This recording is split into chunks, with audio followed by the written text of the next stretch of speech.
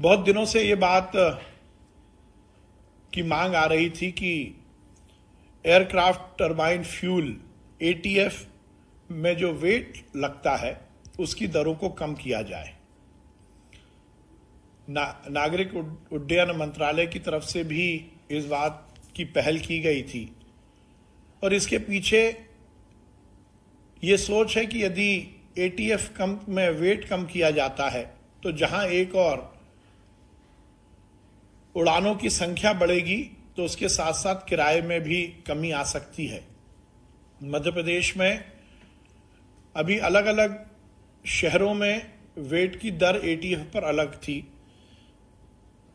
भोपाल और इंदौर पर में 25% वेट लगता था। आज कैबिनेट ने निर्णय लिया है कि इस 25% वेट को कम कर अब 4% ही वेट लगेगा, जिससे एटीएफ की दर कम होगी और चाहे प्राइवेट सेक्टर का मामला हो चाहे गवर्नमेंट सेक्टर का मामला हो, उसमें मध्य प्रदेश में उड़ानों की संख्या में इजाफा होगा और हमें ऐसी उम्मीद है कि इससे निश्चित रूप से यात्री किराया भी कम होगा।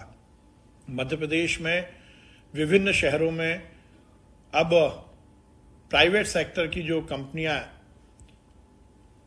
नागरिक विमानन मंत्रालय के अंतर्गत काम करती हैं वो अपनी फ्लाइट्स बढ़ाएंगी, जिससे मध्य प्रदेश में जहां एक और पर्यटन के क्षेत्र में इजाफा होगा तो उसके साथ ही आम नागरिकों को भी इसका लाभ मिलेगा। ये एक बहुत ही महत्वाकांक्षी निर्णय आज मध्य प्रदेश की कैबिनेट में हुआ है। अब एटीएफ पर, एयरक्राफ्ट टरबाइन फ्यूल पर वेट 4% लगेगा, जो पहले 25% लगता था। माननीय मुख्यमंत्री जी ने विगत दिनों जबलपुर में राजा शंकर शाह म्यूजियम के निर्माण की घोषणा की थी। आज कैबिनेट ने निर्णय लिया है कि Indian national trust for art and cultural heritage, जो कि इसकी एक ऐसी एजेंसी है जो कि देश भर में अलग अलग स्तर पर म्यूजियम का निर्माण करती है, अब जबलपुर में राजा शंकर शाह म्यूजियम का निर्माण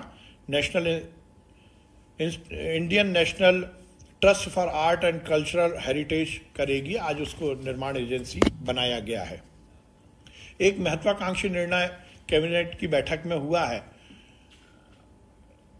सीएसआर और सीआईआर जो फंड है वो अब वन समितियों, वन प्रबंधन समितियों के माध्यम से वृक्षारोपण के लिए भी उपयोग में आ सकेगा।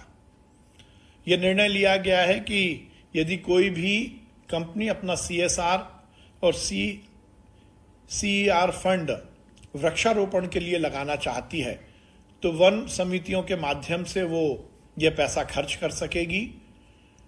उन वनों से जो भी वनोपज होगी उसका लाभ उस वन समिति के सदस्यों को ही मिलेगा, जिससे हमारे वनवासी और वन क्षेत्र में काम करने वाले जो आदिवासी हैं उनको तो रोजगार मिलेगा ही, और उसके साथ साथ जो सीएसआर जो कंपनी खर्च कर रही है उसे कार्बन क्रेडिट का भी लाभ मिलेगा।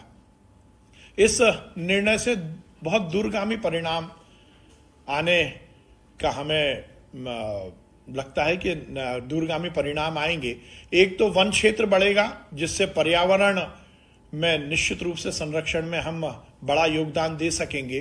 दूसरा, वन प्रबंधन की जो समितियां हैं जिसमें हमारे खासकर आदिवासी भाई और बंधु काम करते हैं उनको रोजगार के नए अवसर मिलेंगे। और तीसरा, कार्बन क्रेडिट के माध्यम से हम पर्यावरण में के प्रति जो हमारी कटिबद्धता है, जो पूरी दुनिया में हम इस बात को लेकर आगे, माननीय प्रधानमंत्री जी ने विगत दिनों इस बात का चर्चा भी किया था और अंतर्राष्ट्रीय स्तर पर हिंदुस्तान कार्बन क्रेडिट के मामले में और पर्यावरण संरक्षण के मामले में जो अग्रणी होना चाहता है उसमें भी मध्य प्रदेश का एक ये बड़ा योगदान रहेगा। ये निर्णय भी आज कैबिनेट की बैठक में किया गया है।